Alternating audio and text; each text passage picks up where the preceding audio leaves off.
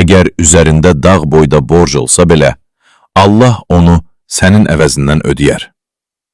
Yaxud səni aciz qoyan bu borcdan dəfələrlə artıq dağ kimi böyük və ağır bir borcun olsa belə, Allah onu səndən uzaqlaşdırar və ödəyər.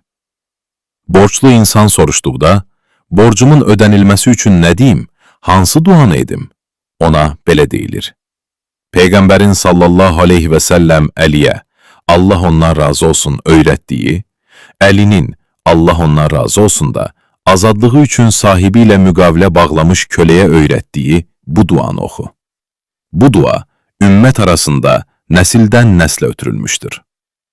Mən tam əminliklə deyirəm ki, ancaq Allahın bildiyi, nə çox insan var bu duaya diqqət göstərdiyi üçün qəm-qüssədən qurtulmuş, sıxıntıları aradan qalxmış və Allah onların borclarını ödəmişdir.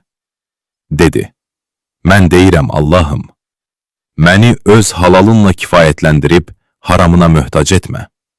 Məni öz lütfünlə, özündən başqasına möhtac etmə.